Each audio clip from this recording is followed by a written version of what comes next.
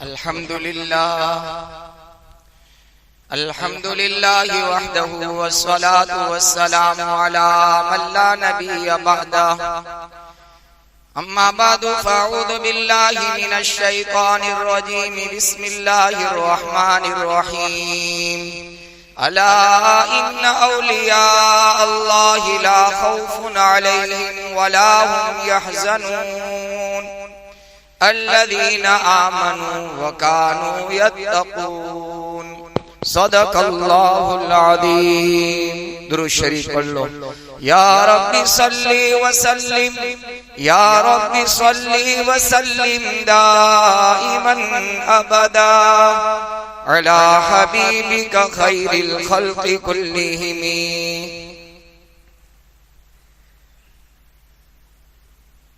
बहुत अदब के साथ फिर से इस जुमा में आपसे मैं गुजारिश करता हूँ, इस्लाम में मिलकर बैठना, साथ में रहना, उसकी बहुत अहमियत है। आप आगे आप बैठे हैं माशाल्लाह, अच्छी बात है। एक डिस्टर्ब और तकलीफ ये होती है कि वो सोचता है कि मैं कौन सा रास्ता लूं।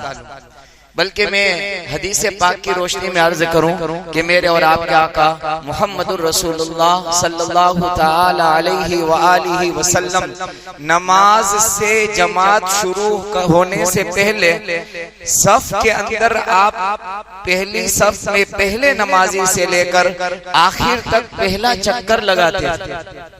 ये सुन्नत हमारे यहाँ नहीं है। हमारे यहाँ क्या है कि इमाम साहब दाहिने देख लेता है, बाएं देख लेता है, ऐलान कर देता है सफे दुरुस्त कर लो, ठीक है। लेकिन ये भी कभी सुन्नत पर मुझे भी अमल करना चाहिए। आप बाकायदा, आपके हाथ में छड़ी मुबारक लकड़ी होती थी और आप चक्कर लगाते थे, बाज़े मर्तबा लकड़ी होती थी और आप सीधे करते थे सफों को। ऐसे ही आप हरमैन शरीफैन चले जाओ, बाकायदा एहतिमाम और पाबंदी के साथ कोई नमाज ऐसी नहीं है जिसमें ये ऐलान न होता हो सौ सुफूफकुम वातदिलू, सौ सुफूफकुम वातदिलू वसद्दुल खलल। ऐलान होता है, कोई तो बात होगी। आप कोई नमाज ऐसी नहीं देखेंगे, नहीं सुनेंगे कि जिसमें ये ऐलान न हुआ। क्यों? इसलिए कि ये मुहम्मदुर रसूलुल्लाह सल्लल्लाहु अलैहि वसल्लम की सुन्नत है। एहतिमाम बड़ा था और साफ बात है, हदीस पाक में आता है कि मिलकर खड़े रहो, अल्लाह तुम्हारे दिलों को, कुलूबों को मिला देगा। बहरहाल अल्लाह अमल की तौफीक अता फरमाए। मेरे नौजवान साथियों, बुरा मत लगाना, ठीक है, कि मौलाना हर जुमा में है, ठीक है, इंशाल्लाह बहुत फायदा होगा। पिछले जुमा में मैंने इमाम रब्बानी महबूब सुबहानी शेख अब्दुल कादिर जिलानी रहमतुल्लाह अलैह के हालात शुरू किए थे। आज इंशाअल्लाह मुख्तसर अंदाज में उसको पूरा करना है। विलादत बासआदत, आपके पैदा होते ही अल्लाह पाक ने आपकी पैदाइश ही करामत के साथ हुई। आपकी पैदाइश ही करामत के साथ हुई। मैंने अर्ज किया था 60 साल की उम्र में आमतौर पर औरतों को बच्चे पैदा नहीं होते या बहुत कम ऐसा नमूना मिलता है। आपकी पैदाइश में वालिदा की उम्र 60 साल की थी, बचपन में पैदा हुए, मकतब की तालीम के जमाने में करामतें शुरू हो गई। फयूज़ यज़दानी आपकी किताब में लिखा है कि मकतब में जा रहा था, वापसी में बच्चों के साथ खेलने लगा तो गैब से आवाज आई, अब्दुल कादिर।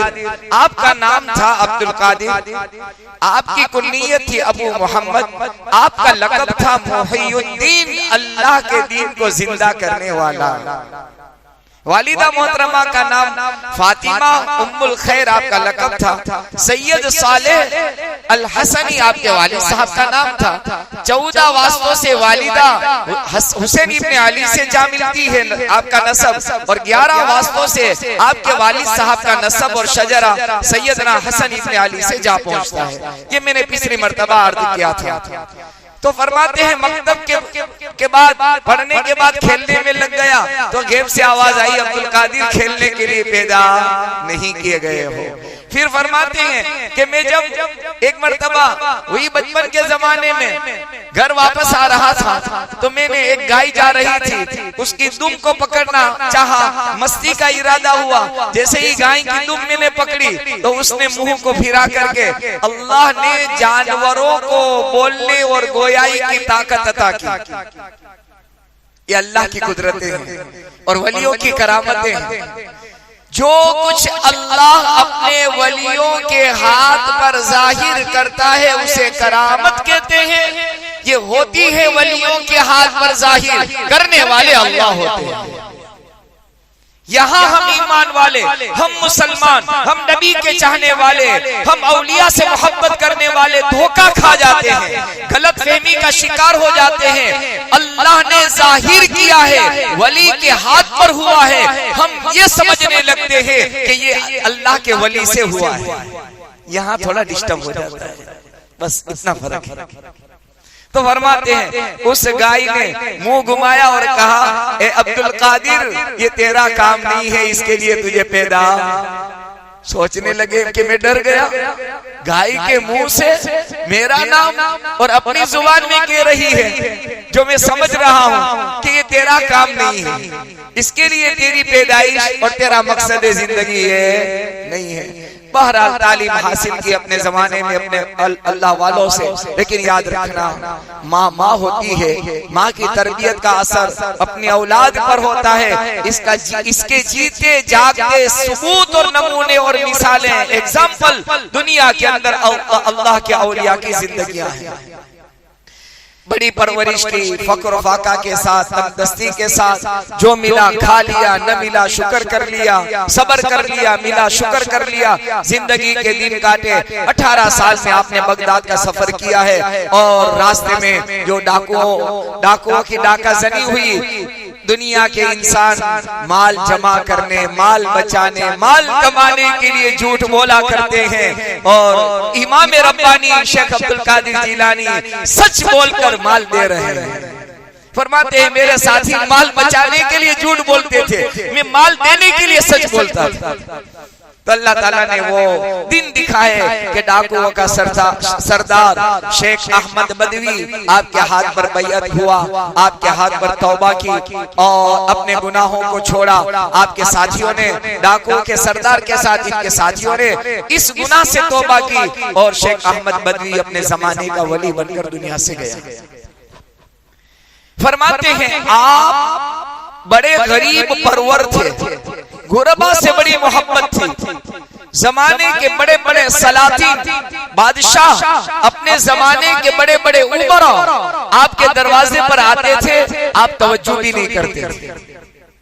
एक मर्तबा ये करामत, इसलिए उलमा का इत्तिफाक है वलियों में सबसे ज्यादा करामतें अल्लाह ने शेख अब्दुल कादिर जिलानी रहमतुल्लाह अलैह के हाथ पर जाहिर फरमाई।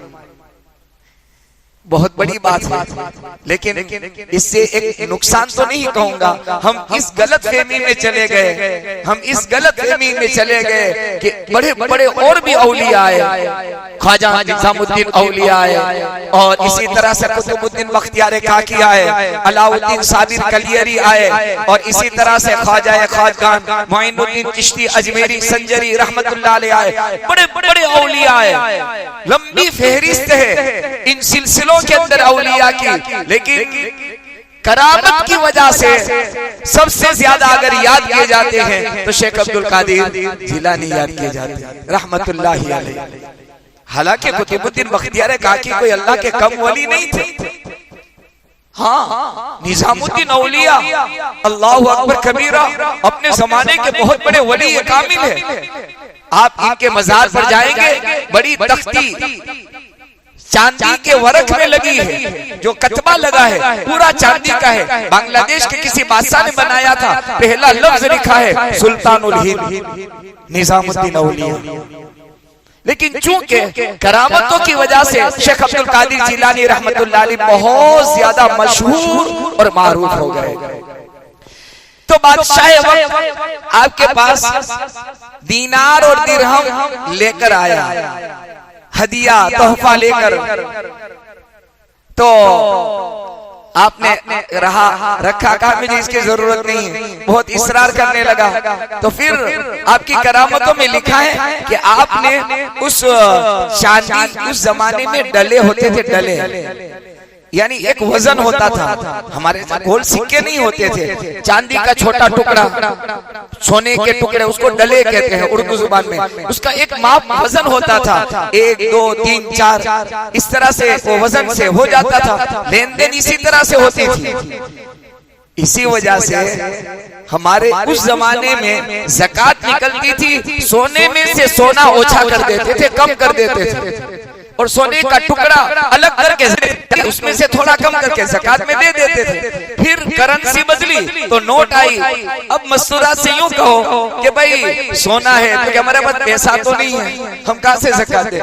ये सोना पैसा ही है। अभी सोने के पास चले जाओ, दे दो तो तुम्हें पैसा देगी, क्योंकि वो दे देंगे तो फिर करेंगे क्या? तो पैसे से सोना बनाया, अब सोने को बेचने के लिए तैयार नहीं है। इसलिए उनको कहते रहना चाहिए कि साल में ये कम होता चला जाएगा, इसको बढ़ाने की फिक्र मत करना। बहरहाल फरमाते हैं बादशाह वक्त सोने और चांदी के डले लेकर आया तो मना किया, उसने इसरार किया तो शेख अब्दुल कादिर जिलानी रहमतुल्लाह अलैह ने 2 सोने के डले को आपस में घिसा, रगड़ा। जैसे ही रगड़ा, किताबों में लिखा है कि उससे खून के कतरे टपकने लगे। क्या कतरे? किसके? खून के कतरे। फिर शेख अब्दुल कादिर जिलानी रहमतुल्लाह ने कहा, बादशाह वक्त से कहा, जमाने के प्राइम मिनिस्टर से कहा कि देख ये पैसा तेरा नहीं है, ये उम्मत के खून को चूस कर तूने जमा किया है, ले जा, जिसका हक है उसे दे दे, मुझे इसकी जरूरत नहीं है। ये हक मार कर, हक दबाकर, अपना समझकर जो पैसा देने के लिए आया है, ये तेरा नहीं है, ये पब्लिक का, रईयत का और इंसानों का चूसा हुआ खून है, उसका ये पैसा है। आपकी करामतें अल्लाह सुब्हानहू व तआला ने आपके हाथ पर जाहिर फरमाई।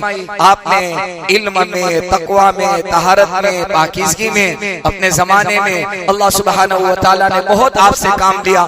कुरान की तिलावत का बड़ा एहतमाम था, तिलावत कुरान और नमाजों का बड़ा एहतमाम। कितना एहतमाम? एक तो आपकी आदत मुबारका, आदत शरीफा ये थी कि आप हमेशा बावुज़ू रहते थे, हमेशा। तो हम शेख अब्दुल कादिर जिलानी महबूब सुबहानी रहमतुल्लाह अलैह के मानने वालों को भी ये अमल करना चाहिए कि बावुज़ू रहने की आदत बनाएं। जहां वुज़ू खत्म हुआ, मौका मिला, वुज़ू कर लिया।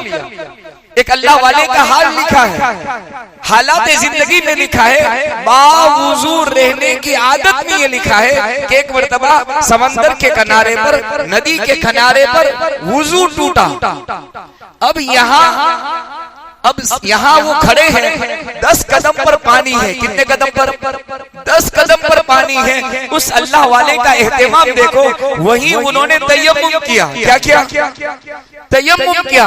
तयम्मुम करने के बाद उनके मुरीद ने कहा, हजरत 10 कदम पर पानी है, वहां जाकर वुज़ू कर लेते। तो फरमाया, मुझे यकीन नहीं था कि उससे पहले मौत आ जाए। मैं बावुज़ू पाक साफ होकर वुज़ू की हालत में मैं अपने अल्लाह से मिलना चाहता हूँ।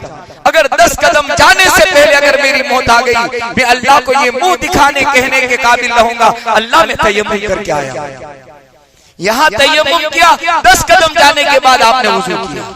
ये एहतमाम था अल्लाह वालों का, बावुज़ू रहने का। कुरान की तिलावत का हाल क्या था? शेख अब्दुल कादिर जिलानी रहमतुल्लाह अलैह के हालात जिंदगी में लिखा है कि 15 साल तक, कितने साल तक? 15 साल तक मगरिब के बाद से तिलावत कुरान शुरू करता था, फजर के वक्त में कुरान को पूरा कर लेता था। बहुत सारे लोग ये जब सुनते हैं ना तो इनकी अकल चकरा जाती है। क्या होती है? होता है कि नहीं? मेरे और आपसे साल में कुरान पूरा नहीं होता, महीने में हम हैं लंबे हो जाते हैं। और 27वीं तारीख रमजान के आने से पहले वो कभी 2 पारे, कभी 3 पारे, कभी 4 पारे, अभी पूरा, अभी पूरा। ये हमारा हाल है कि नहीं है? तो इंसान की अकल क्या होती है? देखो अल्लाह वालों के वक्त और अल्लाह वालों की जिंदगियों में अल्लाह बरकतें पैदा कर देता है, पता नहीं चलता। कुछ चीजों का ताल्लुक अकल से मावरा है। मावरा किसको कहते हैं? इंसान की अकल उसको सोच नहीं सकती। उसका एक मुस्तकिल बहस है, इंशाल्लाह कभी मौका मिला कि ये कैसे होता है। आपने देखा होगा कि बहुत सारे नेक लोग छोटी सी उम्र दुनिया में गुजारते हैं, 40 साल 50 साल, बड़े बड़े कारनामे अंजाम देकर चले जाते हैं कि 100 साल तक उनकी बातें, उनके कारनामे, इनके रिकॉर्ड 100 साल तक बाकी रहते हैं। अल्लाह इनकी जिंदगियों में पैदा करते हैं। फरमाते हैं इशा के वुजू से फजर की नमाज का पढ़ना, 15 साल तक मुस्तकिल रोजाना कुरान करीम की तिलावत को पूरा करना इनके मामूलात में था। गरीब परवर बादशाह आते थे, वक्त होता था मुलाकात कर लेते थे, वक्त नहीं होता बादशाह को बगैर मुलाकात के वापस जाना पड़ता था।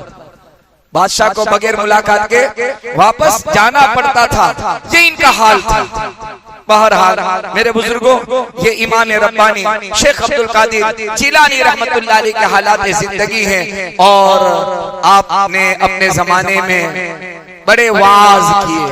50 साल की उम्र में पहली तकरीर। कितनी उम्र में? 91 साल की आपकी कुल उम्र है, 91। 91 साल में से 50 साल तक आपने कोई वाज और तकरीर नहीं की है। 25 साल तो आपने इराक के जंगलों के अंदर, वीरानों में, बयाबानों में अपने जिंदगी के दिन काटे हैं, भूखे प्यासे ये दिन। और खुद आप फरमाते हैं कि उस जमाने में कोई मुझे जानता नहीं था कि अब्दुल कादिर कौन है। 50 साल में पहला वाज है आपका, पहली तकरीर है। और हमारे यहाँ तो माशाल्लाह मौलाना बनने से पहले अभी अरबी के 4-5 साल पड़े हो, मुझे तकरीर करनी है।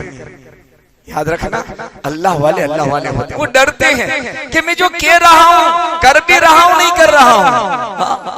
लिमा तक़ूलून मा ला तफ़अलून, जो तुम कहते हो क्यों करते नहीं? कुरान कह रहा है। बहरहाल शुरू जमाने में चंद लोग आपके वाज में होते थे, तकरीर में होते थे। जूं लोगों को पता चला और आपका असर लोगों के ऊपर पड़ता चला गया। फिर ऐसा भी दिन देखा है, शेख अब्दुल कादिर जिलानी रहमतुल्लाह अलैह के हालात जिंदगी में लिखा है, ऐसे भी दिन आए कि एक ही वाज और बयान और तकरीर की मजलिस में 70,000 का मजमा। कितने का? और कमाल क्या है पता? उस जमाने में लाउड स्पीकर नहीं थे। आपकी जुबान, आपकी आवाज में वो कमाल, वो तासीर और वो करामत थी कि पहले बैठने वाला आदमी जितना साफ सुथरा पूरा आपका बयान सुन सकता था, आखिर में लास्ट में बैठने वाला इतना ही पूरा सुन सकता था। असर का क्या हाल था पता है? आपकी जुबान में तासीर क्या थी? उलमा ने लिखा है कि अल्लाह वालों के वाज और तकरीरें होती है तो उसके बाद शीरनी का, आइसक्रीम का, केक का, इसका इंतजाम होता है। शेख अब्दुल कादिर जिलानी रहमतुल्लाह अलैह के वाज और तकरीर के अंदर शीरनी नहीं होती थी, ठंडा नहीं होता था, आइसक्रीम के इंतजाम नहीं होते थे। वहां तो जनाजे तैयार रखने पड़ते थे। क्या तैयार रखने पड़ते थे? कफन और जनाजे तैयार रखने पड़ते थे। जहां मजलिस खत्म हुई, जहां तकरीर खत्म हुई, ऐलान होता था 2 आदमी, 5 आदमी, 10 आदमी अल्लाह को प्यारे हो चुके हैं। दिल फट जाते थे, हेबत तारी हो जाती थी, आखिरत का इस्तेहजार आता था, मौत के बाद की याद ताजा हो जाती थी, मरने के बाद अल्लाह को क्या मुंह दिखाएंगे, उसके अंदर बेचैन हो जाते थे, चीखें मारते थे, रोते थे, चिल्लाते थे और रूह निकल जाती थी। तो ऐलान होता था हर जिस महल्ले में, जिस जगह में आपकी तकरीर होती थी, कमेटी वाले, इंतजाम करने वालों को जनाजे और कफन तैयार रखने पड़ते थे। शेख अब्दुल कादिर जिलानी रहमतुल्लाह अलैह की बातों में, जुबान में अल्लाह ने वो तासीर पैदा की। क्यों न हो, क्यों न हो। आपका शजरा भी बड़ा था, आपका नसब भी बड़ा था, आपका खानदान भी बड़ा आली था, सैयद खानदान से, सादात से, अहले बैत से थे। मोहम्मद रसूलुल्लाह सल्लल्लाहु अलैहि वसल्लम के खानदान से आप चले आ रहे थे और दूर का वास्ता नहीं था। माँ की तरफ से 14 और बाप की वालिद साहब की तरफ से 11 वास्तों के बाद हसन इब्ने अली, हुसैन इब्ने अली और दोनों के वालिद सैयदना अली इब्ने अबी तालिब रज़ियल्लाहु ताला अन्हु से आपका शजरा मिल जाता है। इंतकाल का वक्त करीब आया, मुजाहदे बड़े किए आपने, फाके बड़े बर्दाश्त किए, कभी किसी के सामने सवाल नहीं किया, हाथ नहीं फैलाया। एक दिन वो भी आया कि बगदाद के अंदर कहत पड़ा, दुष्काल हो गया, तरकारियां सब्जियां खत्म हो गई। लोग उस जमाने के तालिब इल्म पढ़ने वाले सब्जी मंडी में रात में जाते थे और सड़ी हुई सब्जियां जो सब्जी वाले फेंक देते थे उसे उठाते थे, उसमें खराब अलग करते थे, अच्छा थोड़ा सा निकालते थे, उसे उबाल कर बनाकर खा लेते थे। फरमाते हैं बगदाद में ऐसा कहत और दुष्काल हुआ कि वो सब्जियां रात में जहां फेंकते उसी घड़ी वहां फुकरा तैयार रहते थे, मसाकिन मौजूद होते थे, वहां फकीर वहां मौजूद होते थे, जहां फेंकी वो उठाकर चले जाते थे। हमारा नंबर नहीं लगता था, तो हम फिर समंदर और नदी के किनारे जाकर वहां जो अल्लाह की तरफ से जो सब्जियां उगती थी वो मिन जानिबिल्लाह उगती थी, उन तरकारियों को तलाश करने के लिए जाते थे। पता चलता कि यहाँ भी फुकरा, मसाकिन, गुरबा आकर वो सब भी निकाल कर ले गए। ऐसा हाल में मेरी जिंदगी के 3 दिन ऐसे कटे, एक लुकमा, एक कोड़िया मुझे खाने को नहीं मिला। ये मामूली बात नहीं, कहना बहुत आसान है, सुनने वाले को सुनना बहुत आसान है कि 3 दिन खाया नहीं। क्या कहा जाएगा? 3 दिन खाया नहीं। फरमाते हैं 3 दिन के भूख की हाल की वजह से मैं इस पोजीशन में, इस स्टेज पर, इस मरहले पर पहुंच गया कि अब मुझे ये होने लगा कि अब मेरे जिस्म से मेरी रूह निकल जाएगी, अब जिंदा रहने के लिए मेरे पास कोई चांस नहीं है। बस इसी चीज को सोचते हुए बाजार रैहान के अंदर एक मस्जिद थी, मस्जिद यासीन में मैं पहुंचा और इस नीयत से लेट गया कि अब मैं अपने अल्लाह से मुलाकात कर लूंगा। क्या फक्र होगा, क्या फाके होंगे, क्या तंगदस्तियां होंगी, क्या गुर्बत होगी, कहीं खाने तक का मयस्सर नहीं और सवाल तो होता ही नहीं। बहरहाल कहा कि मैं ऐसे ही लेटा, क्या देखता हूँ एक नौजवान आया, खाना उसके हाथ में था, थोड़ा सा वो कोने में बैठा खाने लगा। मेरी नजर उसकी तरफ गई, वो लुकमा उठाता, मुंह खोलता तो मेरा भूख की वजह से मेरा मुंह खुल जाता था। खाना वो खा रहा है, मुंह वो खोल रहा है, लुकमा वो उठा रहा है, भूख की वजह से मेरा मुंह खुल जाता है। आपने देखा होगा जब बहुत प्यास लगती है ना, बहुत प्यास, कोई पानी पीता है तो आप बेचैन हो जाते होंगे, प्यास लगी हो ना, आपको ऐसा होता है मैं पानी पी लूं जल्दी से। ये तो 3 दिन का फाका, 3 दिन की भूख, 3 दिन की भूख। कहा कि जब मेरी नजर उसकी नजर से मिली तो मुझे नौजवान कहने लगा, अरे तू भी आजा मेरे साथ शरीक हो जा। मैंने मना किया, 1 बार 2 बार, तीसरी मर्तबा उसने कसम देकर कहा कि तुझे मेरे साथ खाने में शरीक होना पड़ेगा। मैं हो गया, थोड़ा सा खाना ही था, मैंने लुकमा उठाया तो उसने कहा तू कौन है और कहां से है, मेरी मदद कर सकता है? तो कहा जरूर मदद करूंगा, क्या मुझसे मदद चाहते हो? कहा कि मैं जीलान से आया हूँ, मैं अपने तिजारत और बिजनेस के काम से आया था, लेकिन एक आदमी की अमानत मेरे पास है, उस अमानत के पहुंचाने के लिए मैं ठहरा हुआ हूँ, उसकी तलाश कर रहा हूँ। 3 दिन गुजर गए हैं, वो आदमी जवान मुझे मिल नहीं रहा है और आज वो मेहमान जिसका खाना खा रहे हैं वो यूं कह रहा है, आज 3 दिन के बाद मेरे अपने पैसे खत्म हो गए, मुझे खाने के लिए कोई चीज मेरे पास पैसा नहीं था, उस आदमी की अमानत में से ये खाना मैं लेकर खा रहा हूं। मुझे तलाश है नौजवान की, इनकी बुढ़ी माँ ने मुझे कुछ अशरफिया दी है, कुछ पैसे दिए हैं, मैं इसको पहुंचाना चाहता हूँ। और उसकी माँ ने कहा था मेरा बेटा इल्म हासिल करने के लिए गया है, इसके पास उसके वाला कोई नहीं है वहाँ बगदाद के अंदर, ये रकम उसको पहुंचा देना। कहा कि आप कहाँ से? कहा मैं झीलान से आया हूँ। अच्छा, किसकी तलाश है आपको? कहा कि उस आदमी का नाम अब्दुल कादिर है, उसकी मुझे तलाश है और उसकी अमानत मेरे पास है।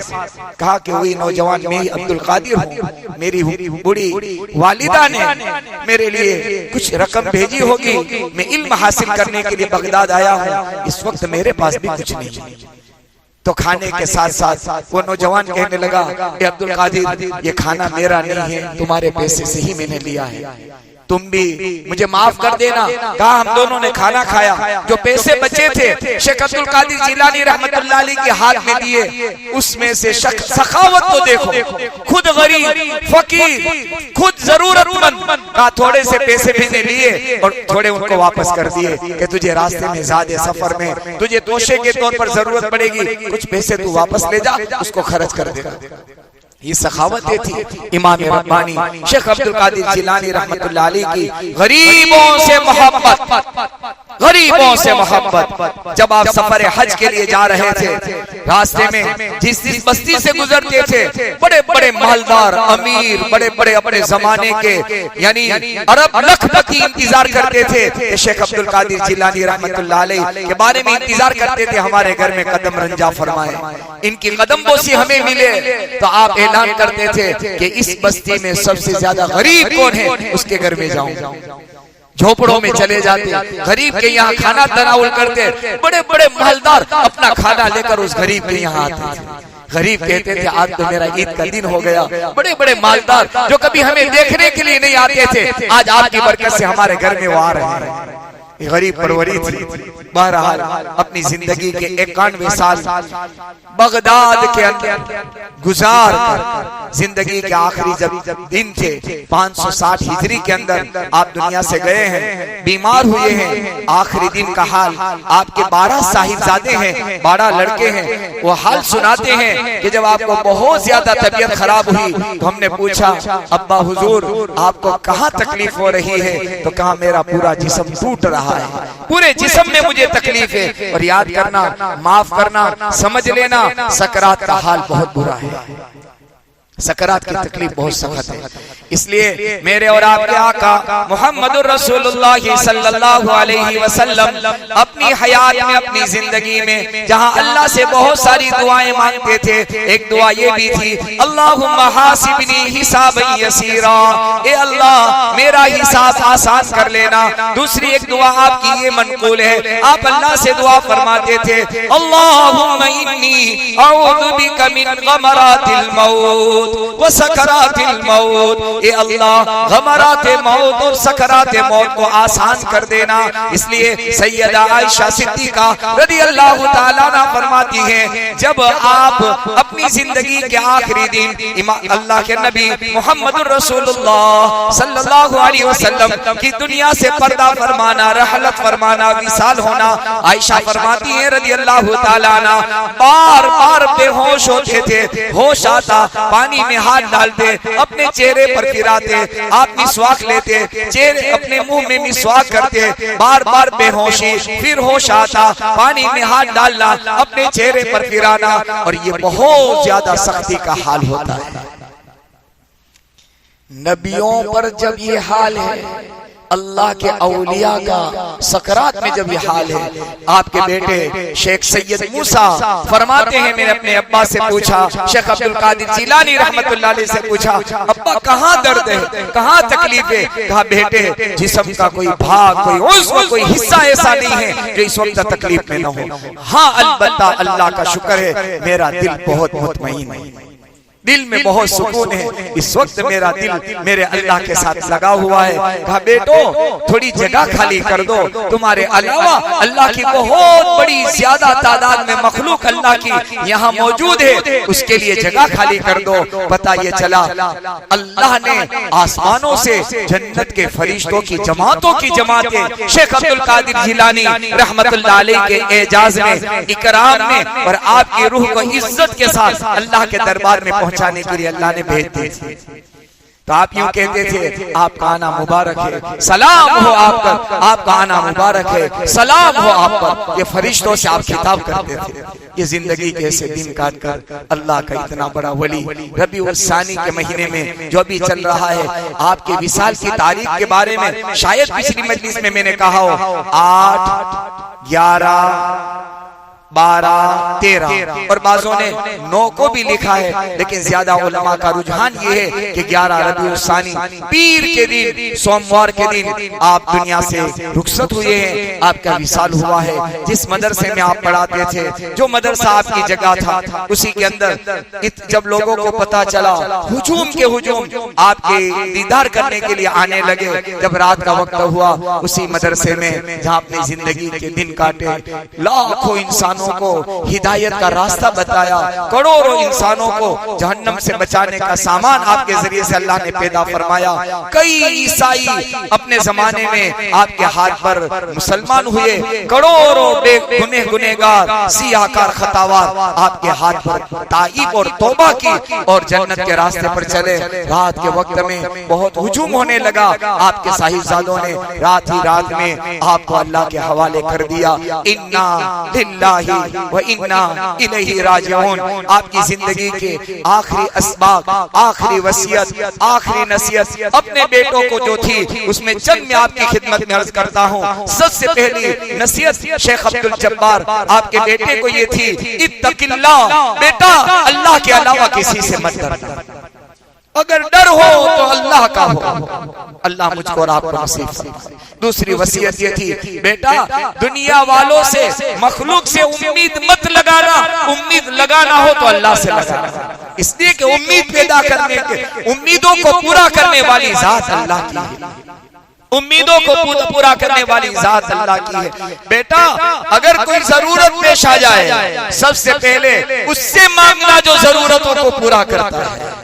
किसी के जरिए से करे अलग मसला है, लेकिन पूरा वो करेगा, किसी गरीब से करेगा, किसी अमीर से करेगा, किसी डॉक्टर से करेगा, किसी इंजीनियर से कराएगा अल्लाह कराएगा, वास्ता किसी को बनाएगा। मेरे बेटे अपनी जरूरत अल्लाह के हवाले कर देना। तौहीद का सबक करने वाले, धरने वाले, इज्जत देने वाले, शिफा देने वाले, बीमारी देने वाले, तंगदस्ती और मोहताज की देने वाले और मौत और हयात का मालिक एक अल्लाह है। ये सबक देकर दुनिया से गए। लिहाजा मेरे बुजुर्ग और मेरे भाई, बड़े पीर साहब रहमतुल्लाह अलैह को खिराज अकीदत पेश करने के लिए इससे बड़ा मौका क्या हो सकता है, और उसकी याद मनाने का इससे बड़ा मौका क्या हो सकता है कि जिनकी जिंदगियों में नमाजें न गई हो, तिलावत कुरान न छुटी हो, गरीबों से मोहब्बत करना सिखा कर गए हों, और रिश्तेदारों के साथ हुस्न सुलूक की तालीम देकर के गए हों, और तौहीद सिखा करने दिला करके गए हों कि तौहीद मत छोड़ना। ये सबक था आपकी जिंदगी का। मैं भी मोहताज हूँ उस पर अमल करने का, आप भी मोहताज है उस पर अमल करने के। अल्लाह से दुआ करते हैं, अल्लाह सुब्हानहू व तआला औलिया की मोहब्बतें, आज़मतें मुझ में, आप में, मेरी और आपको हमेशा के लिए कायम और दायम फरमाए, और उनके नक्शे कदम पर चलना मुझको और आपको और मेरी और आपकी औलादों और नस्लों को अल्लाह ताला नसीब फरमाए। आमीन व आखिरु दावाना अनिल हम्दुलिल्लाहि रब्बिल आलमीन। एक मदरसा है काशगंज यूपी के अंदर, बच्चियों का मुस्तहिक इदारा है, ज़कात, सदकात, खैरात से उनका ताउन करे, सुन्नतें बाकी हैं, अदा।